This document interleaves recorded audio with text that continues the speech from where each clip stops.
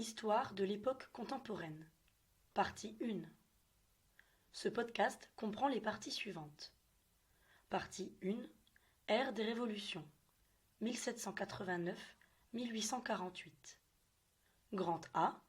Révolution industrielle. Grand B. Révolution politique. Grand C. La France sous Napoléon Bonaparte. D. La Restauration. E. Les révolutions de 1830. F. Les révolutions de 1848. Partie 2. Ère des empires, 1848-1914. Grand A. L'évolution politique des États européens. Grand B. L'expansion coloniale. Grand C. La croissance des États-Unis. Début. Partie 1. Ère des révolutions, 1789-1848. Nous sommes face à un changement radical. Premièrement, grand A, révolution industrielle. Petit 1, développement du capitalisme et avènement de la civilisation industrielle. La révolution industrielle commence en Grande-Bretagne et va aller jusqu'en Europe, puis aux États-Unis. Il va y avoir beaucoup de progrès dans les domaines agricoles, technologiques, mais également en ce qui concerne les réseaux et les moyens de communication. Cela va augmenter les capitaux, le salariat. Va se développer une classe moyenne, une urbanisation et des institutions financières. Deuxièmement, les progrès technologiques. On va voir apparaître la machine à vapeur qui transforme l'énergie mécanique en énergie thermique. Ceci permet l'invention des chemins de fer. On voit aussi apparaître le convertisseur de fonte en acier. La question des brevets se pose. L'idée de la garantie de la propriété intellectuelle est vieille. L'idée va être énoncée dans la Constitution américaine en 1787. En 1883, on met en place la Convention de Paris, à savoir la protection de la propriété industrielle. Cela est considéré comme une coopération internationale réussie. Idem pour la fixation des images. C'est une évolution capitale. Voir Niepce, Daguerre, Nadar, Eastman et les frères Lumière. Petit 3. Drame de la condition ouvrière. Nous sommes face à ce moment-là à de longues journées de travail, sans congé, sans jours fériés. Le travail est très répétitif et le salaire est insuffisant. Il y a des accidents du travail, les congés maladie n'existent pas, et le travail des enfants est également de mise. Mise en place du livret ouvrier. Petit 4. Réaction et tentative de révolte. On distingue 3 types de réactions. La révolte, le ludisme. Il s'agit du rejet de la mécanisation en Angleterre. Également la révolte des canuts à Lyon, où les travailleurs se révoltent contre les machines. Je cite « Vivre en travaillant ou mourir en combattant ». Fin de citation. Également un autre type de réaction, la réorganisation de la production. Charles Fourier invente la phalanstère. Il s'agit d'une collectivité qui aurait une exploitation agricole, des logements et de l'amusement. Il pourrait accueillir 400 familles. Toutes tentatives de phalanstère vont malheureusement échouer. À Bruxelles, on distingue la familistère Godin. Saint-Simon également voue un culte aux sciences. Il veut un conseil des Lumières. Pour lui, l'âge d'or est à venir. Enfin, 3e réaction, théorie politique révolutionnaire. Proudhon veut une répartition équitable des richesses et une garantie des libertés individuelles. Je cite « La propriété, c'est du vol ». Il s'oppose donc à Marx par sa théorie anarchiste. Marx et Engels encouragent les prolétaires à prendre le pouvoir. Ils écrivent le manifeste du Parti communiste. Pour Marx, le monde évolue sous la contrainte des conditions matérielles et économiques. 5e, développement du socialisme et du marxisme. Socialisme et mouvement syndical. En 1870, il y a une intensification des luttes ouvrières. On va donc créer des syndicats. Il va y avoir des grèves qui vont revendiquer la journée de 8 heures, par exemple. Tout ceci va déboucher sur une collaboration internationale. Première internationale est créée à Londres en 1864. Elle va vite se diviser entre les partisans de Marx et Bakounine, qui sont pour le socialisme libertaire. La deuxième internationale apparaît en 1889. Elle est beaucoup plus homogène car elle rassemble le socialisme et le marxisme. La principale revendication est le suffrage universel. L'amélioration de la condition ouvrière. À partir de 1883, en Angleterre est voté des Factories Act, qui fixe à 10 heures par jour le travail des enfants. En France, le travail des enfants de moins de 13 ans sera interdit en 1864. En 1892, les adolescents ont le droit de travailler 10 heures par jour et on fixe l'obligation du repos du dimanche. L'interdiction du travail industriel pour les enfants de moins de 12 ans sera interdite en 1889 en Belgique. Sixièmement, développement de la culture et industrie du coton. Le coton est à l'origine de la création de la manufacture et est le moteur de l'expansion coloniale qui réclame beaucoup de main-d'œuvre, souvent par l'esclavagisme. Matière et technologie importées. Le coton est cultivé en Asie, en Afrique et en Amérique centrale.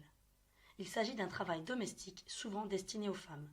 Le tissage est parfois destiné aux hommes.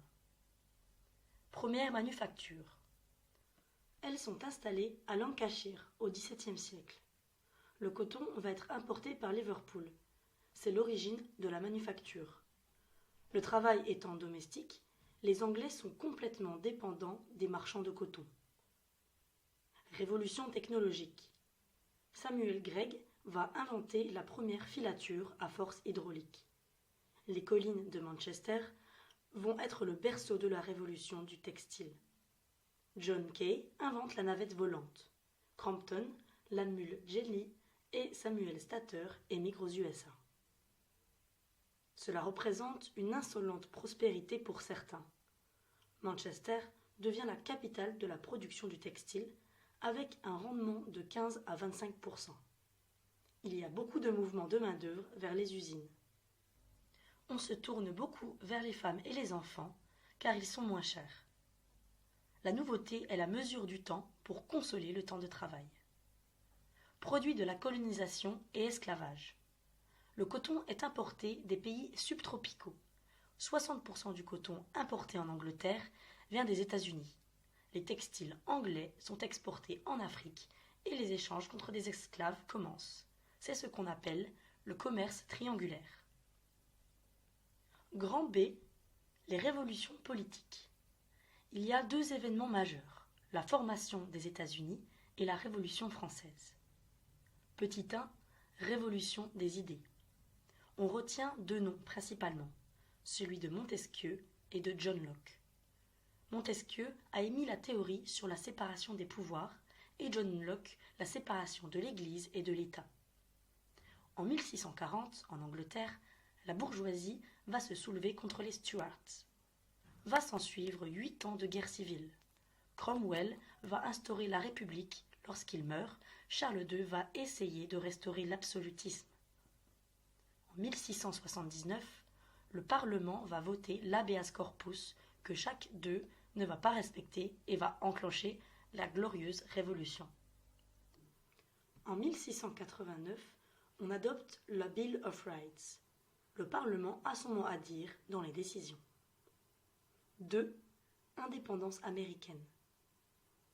Le 16 décembre 1773 a lieu la Boston Tea Party. Les Américains se soulèvent contre la couronne anglaise. No taxation, no representation. Les 13 colonies sont hyper prospères. Le niveau de vie augmente. Il y a environ 2 700 000 habitants, dont 20% sont des esclaves. La population est très religieuse. Il y a différentes religions. En réaction à la Boston Tea Party, les Anglais vont envoyer des troupes. En 1774, il va y avoir le premier congrès continental, suivi l'année suivante par le deuxième congrès continental qui crée une armée qui va être commandé par George Washington et Thomas Jefferson.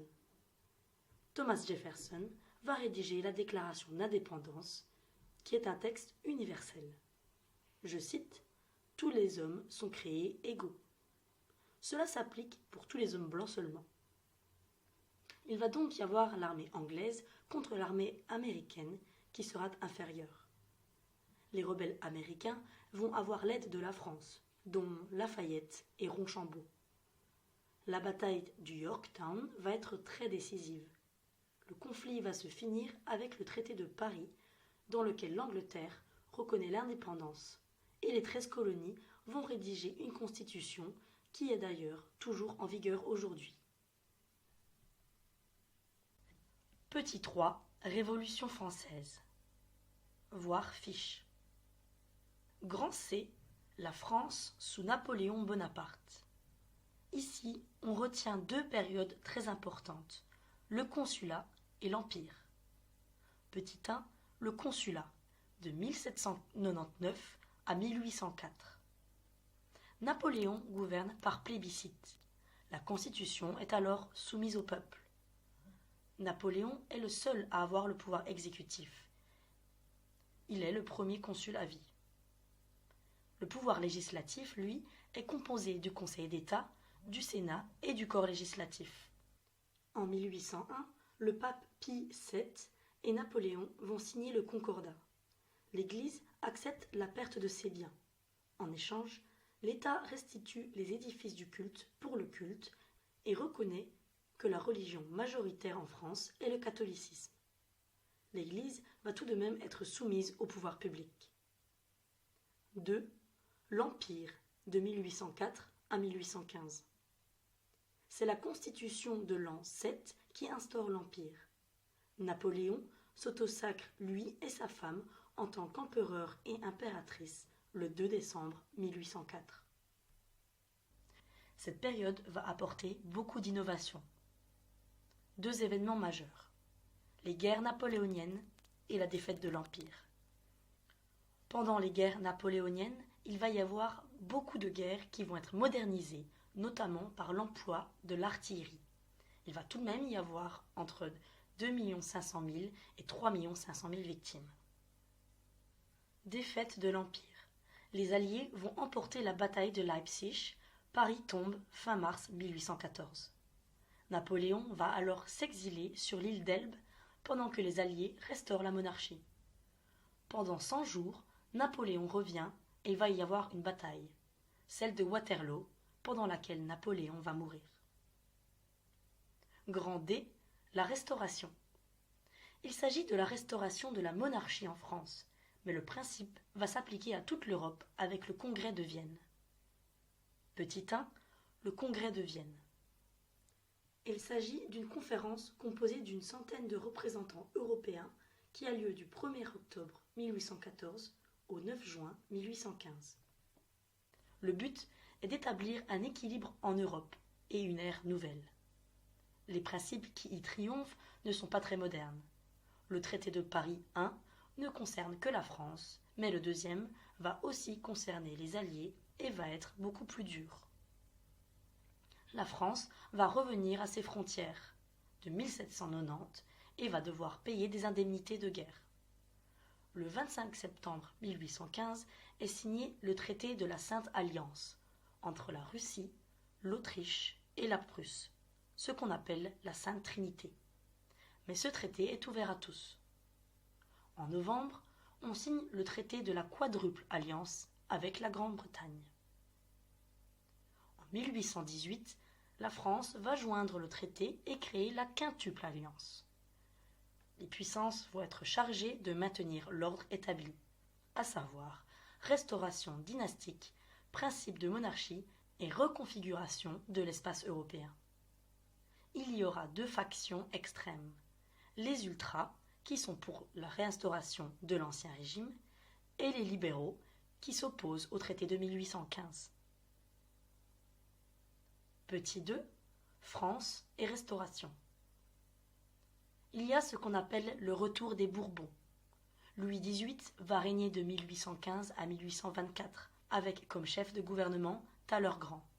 Charles X va lui succéder de 1824 à 1830. Sous Louis XVIII, la monarchie va être constitutionnelle, mais sans parlement. Grand E, les révolutions de 1830. Petit 1, la France et la monarchie de Juillet. Le roi va tenter un coup d'État qui va mener à une révolte de la bourgeoisie et des grèves de commerce et manufacture. Les jours du 27, 28 et 29 juillet sont connus sous le nom des Trois Glorieuses. Les députés libéraux et monarchistes vont en effet prendre la révolte en main et vont proposer à Louis-Philippe d'Orléans de monter sur le trône. Il sera roi des Français et non plus de France. Il va devoir renoncer au principe de monarchie. Une forte opposition républicaine se forme à ce moment-là. Petit 2, Révolution belge. Elle va être fortement influencée par les Trois Glorieuses. Le roi va gouverner par arrêté. Il va y avoir des éléments de continuité, tels que la poursuite du développement industriel, l'approfondissement de la centralisation et de la laïcité. Mais il va également y avoir des éléments de rupture, tels que la nouvelle politique linguistique et le corps enseignant. Cela apparaît à l'époque où la France contenait la Belgique dans son territoire. Il va y avoir une forte opposition libérale. La Révolution va commencer en août 1830, dans un contexte de crise économique. La Révolution est d'abord populaire et va être canalisée par la bourgeoisie. En un mois, on va installer le gouvernement provisoire qui va instaurer des institutions très libérales. Le royaume des Pays-Bas, lui, est une construction européenne. La neutralité du pays va être décidée et garantie par les grandes puissances. Petit 3, l'insurrection polonaise. À la fin du XVIIIe siècle, la Russie, l'Autriche et la Prusse démembrent la Pologne. Elle va être incorporée à la Russie, mais en novembre 1830, les Polonais vont se soulever contre cette domination. La Pologne va attendre l'aide de la France, qui ne viendra finalement jamais, et va être battue à Ostrołęka. La France n'est pas venue en aide à la Pologne car, je cite, « l'ordre règne à Varsovie », disait Sébastini. S'ensuivit une très grande répression et l'exil de beaucoup de Polonais tout autour de l'Europe. Petit 4. La guerre d'indépendance de la Grèce. Depuis 1821, la Grèce est en guerre contre les Ottomans pour leur indépendance. La guerre a des aspects religieux. L'opinion publique est en général d'accord pour l'indépendance, surtout après le massacre de Chios en 1822.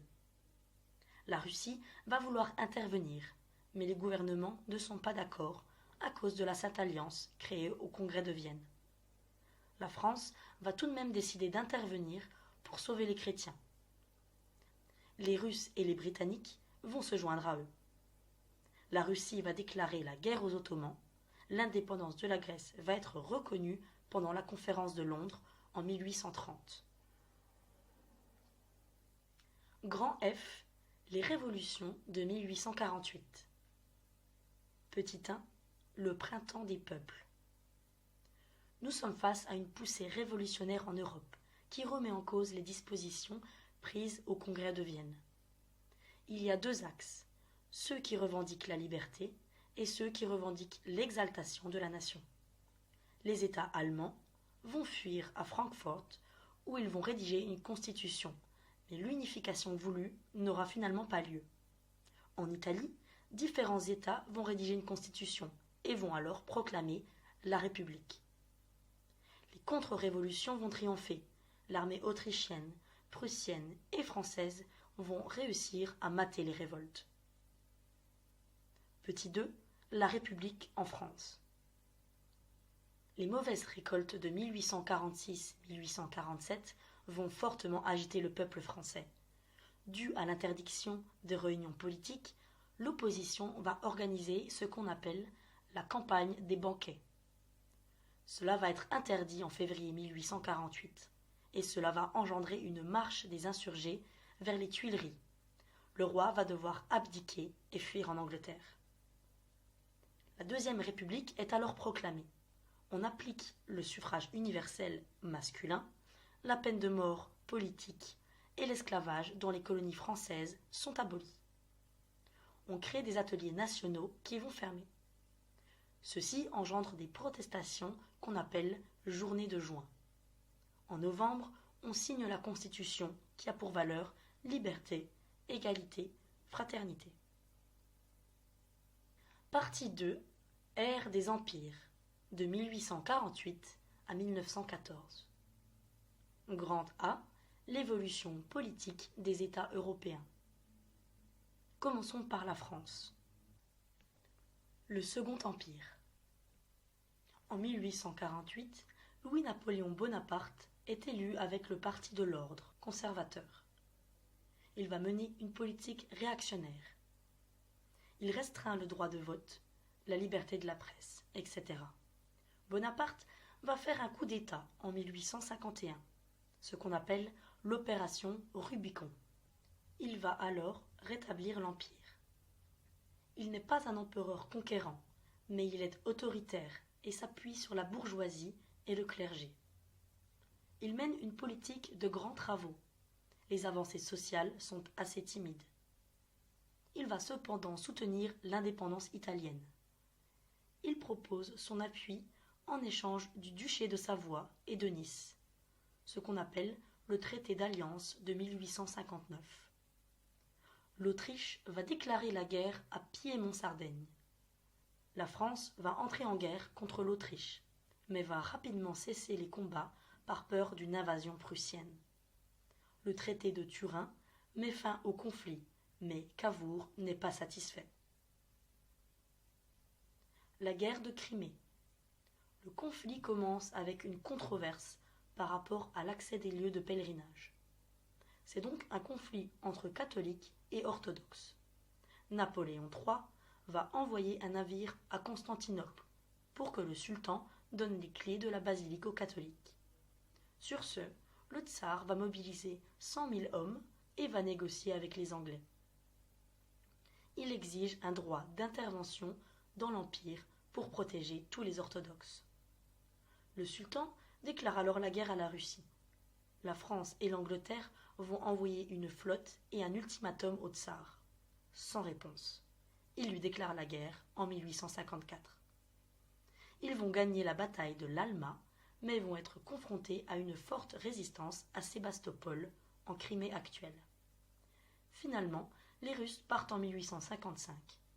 La fin du conflit est marquée par le traité de Paris, signé en mars 1856. Cependant, il ne résoudra pas le conflit. La guerre de 1870. Les tensions entre la France et la Prusse sont causées par la question de la succession d'Espagne. Un prince allemand va se proposer, mais la France n'est pas d'accord. Il va donc retirer sa candidature et le conflit persiste. Bismarck pense qu'une guerre avec la France serait bénéfique pour l'unification allemande. Il va donc envoyer ce qu'on appelle la dépêche d'Ems, EMS. L'armée prussienne est nombreuse et la France n'a pas d'alliés. Elle sera alors battue à Sedan. Paris sera encerclé par la Prusse qui va bombarder. Le gouvernement provisoire obtiendra l'armistice en 1871. La France va devoir payer des indemnités et va perdre l'Alsace-Lorraine. La Commune de Paris. C'est une expérience révolutionnaire qui va durer 2 mois. Après que Paris ait été assiégé par la Prusse, la population a faim, elle est affamée. Avec la Nouvelle République, les Parisiens ne se sentent pas représentés. La Commune va organiser des élections. Il va y avoir 92 membres du Conseil. Ils vont prendre des mesures radicales, mais le gouvernement va imposer un blocus ferroviaire. La Commune sera vaincue avec la Semaine sanglante. La Troisième République. Elle dure de 1870 à 1940. La Constitution prévoit un Parlement bicaméral, c'est-à-dire avec 2 chambres. Il y a une forte identité démocratique et républicaine. En 1905, on va séparer l'Église et l'État. En matière sociale, la politique n'est pas très démocratique. Grand 2. L'unification italienne. Plusieurs parties de l'Italie vont se rattacher au royaume de Piémont-Sardaigne après la guerre franco-prussienne de 1860. Pendant l'expédition des 1000 chemises rouges, Palerme et Naples vont être prises. En janvier 1861, on va élire le premier parlement unitaire. Victor Emmanuel devient alors roi d'Italie. On va être maintenant face à la question romaine. Pie IX s'oppose à l'unification. Le gouvernement va cependant garantir l'autonomie des États pontificaux et la capitale va être mise à Florence. La défaite du Second Empire va favoriser la prise de Rome. Grand 3. L'unification allemande. Bismarck est la figure la plus importante de l'unification. L'Empire allemand est proclamé en 1871. Le nouveau régime va mener des combats contre les catholiques et les socialistes. Grand 4. L'Angleterre victorienne et la question de l'Irlande. En 1800, l'Union Act unifie le royaume de Grande-Bretagne et l'Irlande. Les Irlandais vont dès lors nourrir un principe d'indépendance inspiré par la Révolution française. Grand B. L'expansion coloniale. 1. Indépendance des colonies américaines.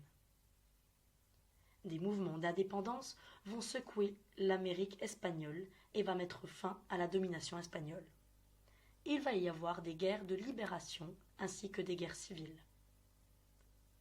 À Haïti, par exemple, c'est le deuxième pays à obtenir son indépendance, qui est aussi inspiré de la Révolution française.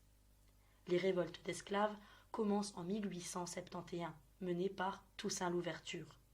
Ce dernier est soutenu par l'Espagne.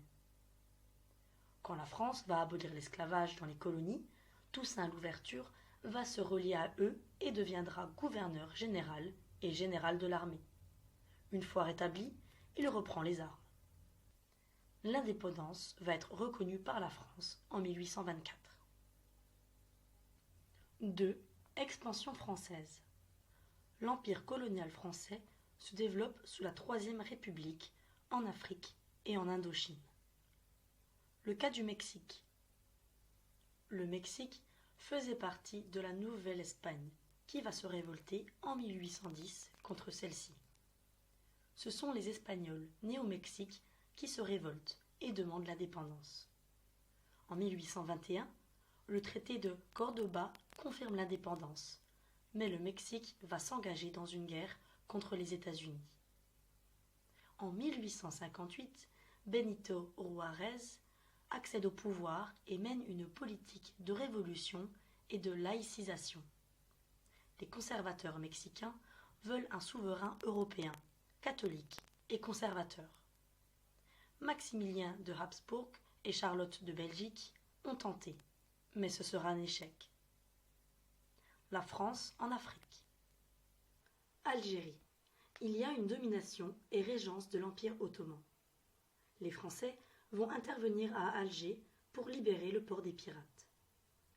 En 1834, l'Algérie sera annexée par la France. L'émir n'est pas d'accord et va organiser une résistance. La Deuxième République va incorporer à la France et la divise en 3 départements. Maroc. En 1844, le traité de Tanger reconnaît la présence française en Algérie. En 1912, le traité de Fès instaure le protectorat français au Maroc. AOF. Cette fédération rassemble toutes les colonies de l'Afrique de l'Ouest. Il y a une administration centralisée. L'économie est dépendante de l'agriculture. AEF. Elle fédère 4 colonies de l'Afrique centrale. Indochine. Ce n'est pas une colonie de peuplement, mais c'est une exploitation économique. 3. Conférence de Berlin. Le bassin du Congo a été exploré par Stanley. 14 pays participent au débat de la conférence, mais les peuples africains indigènes n'y sont pas conviés. Léopold II va recevoir le Congo. L'État indépendant du Congo. C'est l'entreprise personnelle de Léopold II. Il y aura peu d'interactions avec la métropole. Les conditions d'exploitation y sont effroyables et vont déjà indigner quelques Européens. 4. La construction de l'Empire britannique. C'est la plus vaste entité du monde de 1870 à 1940. Le but premier est l'expansion économique et non le peuplement. Colonie de peuplement. Pendant 99 ans, plus de 22 millions de Britanniques vont émigrer. Il y aura aussi des migrations intercoloniales, comme les Indiens au Kenya. Les autres colonies de peuplement sont le Canada, l'Australie, la Nouvelle-Zélande et l'Afrique du Sud. Colonies d'exploitation. Elles sont dirigées par des gouverneurs qui exploitent la main-d'œuvre. Le joyau de la couronne est l'Inde. Elle est gérée par la Compagnie des Indes, mais en 1858, une rébellion va être matée par les Britanniques. Ils vont dissoudre la Compagnie des Indes. La couronne va alors directement la gouverner. 5. Pourquoi la colonisation? Économie, matières premières, débouchés commerciaux, investissement des capitaux excédentaires, facteurs religieux, nationalisme, intellectuel sont les raisons principales de la colonisation. Grand C, la croissance des États-Unis. Il y a une forte croissance démographique en 1831. Les 31 États cumulent à eux seuls 7 700 000 km². La traversée de l'Atlantique est plus facile et moins chère. Ils vont vouloir s'étendre vers l'ouest, notamment avec la guerre du Mexique. 1. La guerre de sécession et l'abolition de l'esclavage. Il y a, en 1861, environ 4 millions d'esclaves aux États-Unis. Le Nord a connu une révolution industrielle très rapide, alors que le Sud reste très agricole. La question de l'esclavage va devenir centrale. En 1820, le compromis du Missouri établit le Maine comme État libre alors que le Missouri reste un État esclavagiste. On va alors instaurer une frontière entre ces États sur le 36e parallèle. La Californie, qui se trouve au sud, dans la partie esclavagiste, va alors obtenir le statut d'État libre. Les États du Nord vont tout de même s'engager à restituer les esclaves qui se sont enfuis au sud. En 1854, la loi Kansas-Nebraska abroge le compromis et il va y avoir des oppositions entre les pro-esclaves et anti-esclaves. La guerre de sécession débute en 1860 avec le président Lincoln. Il va créer les États confédérés d'Amérique, dont la capitale va être située à Richmond et dont le président sera Davis. Le Sud va gagner les premières batailles, mais le Nord aura la dernière victoire en 1865. L'abolition de l'esclavage va être proclamée le 1er janvier 1863. La ségrégation va tout de même persister. 2. La conquête de l'Ouest. La guerre finie, les Américains vont se tourner vers l'Ouest. On va installer le premier chemin de fer transcontinental entre Sacramento et Omaha. Cela facilite l'envoi des soldats pour protéger les colons envoyés à l'Ouest. En 1862, le Homestead Act va permettre aux familles occupant une terre depuis plus de 5 ans d'y fonder leur propriété privée.